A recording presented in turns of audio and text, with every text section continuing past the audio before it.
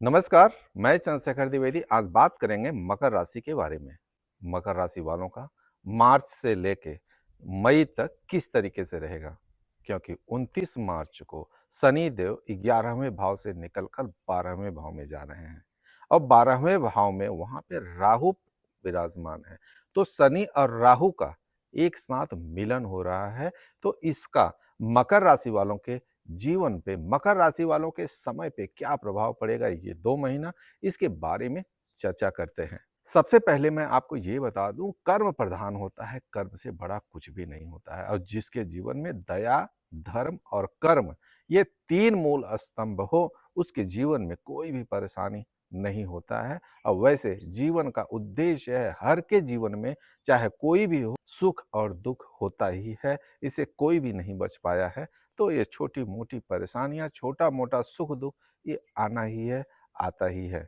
आज हम बात करेंगे राहु और शनि का, क्योंकि राहु जो है 12वें भाव में 18 मई तक रहेगा और शनि 29 तारीख को, 29 मार्च को 12वें भाव में आ रहे हैं। तो ये दोनों मिलके क्या प्रभाव डालेंगे, इसके बारे में चर्चा करेंगे।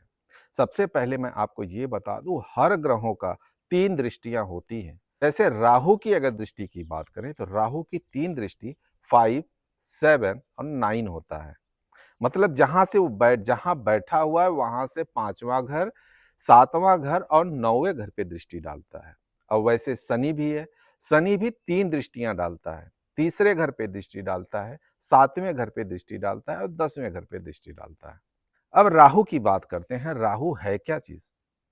राहु भ्रम है, राहु चाहत है, राहु सेटिस्फाइड आपको होने नहीं देता है। किसी भी चीज, चाहे धन हो, चाहे वैभव हो, चाहे मान सम्मान हो, वह और चाहता है। इसीलिए देखते हो जितने भी बिजनेसमैन है, जितने भी बड़े आदमी हैं, वो कभी भी सेटिस्फाइड नहीं होते, क्योंकि उनके कुंडली में राहु ऐसी जगह पे बैठते हैं जो कि उन्हें कभी सेटिस्फाइड होने ही नहीं देते हैं। वो और चाहत रखते हैं। बस राहु को समझने की आवश्यकता है। राहु क्या कहना चाहता है, वहां पे अगर आप सावधानी बरतते हो तो राहु आपके लिए बहुत ही फायदेमंद साबित हो सकते हैं। यदि हम राहु की दृष्टि की बात करें तो मकर राशि वालों के लिए 7वें भाव, 9वें भाव और 11वें भाव पे राहु की दृष्टि पड़ते हुए दिख रहा है। अब 9वें भाव में जो है शनि की भी दृष्टि वहां पे राहु के साथ मिल रहा है। तो 7वां भाव आपका वैवाहिक जीवन का होता है, आपके पार्टनरशिप व्यवसाय का होता है। आपकी वैवाहिक जीवन की बात करें तो राहु आपके वैवाहिक जीवन के लिए बहुत ही अच्छा माना जाता है। यदि कोई लव करता है तो यहाँ पे लव भी देखा जाता है कि वह शादी के बंधन में बंधते हुए दिखेगा। और या तो ऐसे पर्सन, यदि राहु काल या राहु का महाकाल चल रहा है, उसके ऊपर अंतरदशा पर्यंतर दशा चल रहा है, तो उस समय देखोगे कहीं न कहीं वो लव के चक्कर में पड़ते हुए भी देखे जाएंगे। यदि किसी की शादी नहीं हो रही है तो आप देखोगे राहु के काल में ही होता है। 7वें घर में राहु का आना मतलब आपकी शादी ब्याह का योग बनना होता है। अब यहाँ पार्टनरशिप व्यवसाय की करता है। यदि आप कोई व्यवसाय करते हो, पार्टनरशिप व्यवसाय करते हो, आप देखोगे आपको अपने व्यवसाय में रुचि बढ़ते हुए देखने को मिलेगी। आप अपने व्यवसाय में बहुत ज्यादा इंटरेस्ट दिखाओगे, आप अपने व्यवसाय को बहुत अच्छे तरीके से करना चाहोगे, बहुत बड़ा ऊंचाई पे ले जाने की आपकी हरदम यही लालसा रहेगी। आप अपने पार्टनर के साथ अच्छा व्यवहार और पार्टनर के साथ बहुत ज्यादा अटैचमेंट होते हुए भी यहाँ देखे जाओगे। और दूसरी भाव की यदि बात करें तो 9वें भाव में राहु की दृष्टि पड़ रही है। 9वां भाव आपका प्रोफेशन का है। 9वें भाव में आप देखोगे राहु आपको प्रोफेशन से अटैच करते हुए दिखेगा। आप जिस भी प्रोफेशन में हो, वो प्रोफेशन में आप देखोगे बहुत ज्यादा अटैचमेंट हो जाओगे। यदि आप जॉब करते हो तो देखोगे आप जॉब में आपको एक अच्छा स्थान मिलते हुए भी देखने को मिल रहा है। यदि आप जॉब करते हो, जॉब में आपको प्रमोशन रुका हुआ है तो देखोगे इस समय आपको प्रमोशन भी मिलते हुए दिख रहा है। जॉब चेंज करना चाहते हो तो यह समय आपके लिए बहुत ही उत्तम होगा। अगर राहु की तीसरी दृष्टि की बात करें तो राहु की तीसरी दृष्टि मकर राशि वालों के लिए 11वें भाव पे पड़ते हुए दिख रहा है। 11वां भाव क्या होता है? कुटुंब का होता है। 11वां भाव आपकी स्टेबिलिटी की होती है। 11वां भाव आपके समाज का होता है। यहाँ पे राहु आपको कहीं न कहीं इन चीज़ों से बहुत ज़्यादा अटैचमेंट करते हुए दिखेगा। आप देखोगे आपके दोस्त इस समय आपकी बातों को बहुत ज़्यादा वैल्यू देते हुए नज़र आएँगे। आप जो बोलोगे वही वो करते हुए भी नज़र आएँगे। यदि आपके समाज में यदि आपके प्रति कोई गलत भावना मन में है, तो यहाँ पे हटते हुए दिख रहा है। इन दोस्तों से आपको अच्छा सहयोग भी इस समय देखने को मिलेगा। यदि हम शनि की बात करें, तो शनि की 5वां, 9वां और 12वें भाव पे आपकी दृष्टि डालते हुए दिख रहे हैं।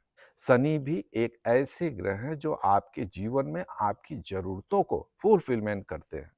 बस उनका एक ही उद्देश्य है कि अपने जीवन में अच्छे विवेक, अच्छे बुद्धि और अच्छे काम के प्रति आपको तटस्थ रहना पड़ेगा। शनि का सिखाने का, शनि का आपके जीवन में आने का उद्देश्य ही यही होता है। राहु और शनि का काम ही यही है कि आपके जीवन को बैलेंस करना और यही आपको ऐश्वर्य, आराम, पैसा, धन, दौलत, इस भौतिक सुख की जितनी भी आशाएं आप लेके बैठे हो, यही शनि और राहु ही देते हैं। अन्यथा कोई भी ग्रह कुछ भी नहीं देते हैं। सिर्फ वो आपको अपने आपके जीवन को सरलता से जाने देते हैं। बस यही उनका काम है। यदि कुछ ऊपर-नीचे करते हैं तो शनि और राहु ही करते हैं। तो इस शनि और राहु को आप बुरा मत मानिए। शनि और राहु हमारे जीवन में एक परिवर्तन का माध्यम है। यही हमारे जीवन में परिवर्तन लाते हैं। अब शनि की दूसरी दृष्टि की बात करें तो 9वें भाव में पड़ रहा है। गुरु का उन पे दृष्टि पड़ते हुए दिख रही है। कहीं न कहीं शनि देव अपना यहाँ पे प्रभाव डालते हुए नहीं दिखेंगे। राहु जो चाहता है वही आपको इस जगह से 9वें भाव से मिलते हुए दिखेगा। आप ध्यान देना जानते होंगे, सटीक बात बता रहा हूँ आपको कि मकर राशि वाले न जाने कितने हैं। सबके जीवन में एक जैसा प्रभाव पड़ना पॉसिबिलिटी है ही नहीं। कोई बहुत ऊँचाई पे बैठा हुआ है, कोई स्ट्रगल कर रहा है और कहीं-कहीं सोया हुआ भी पाया जाता है।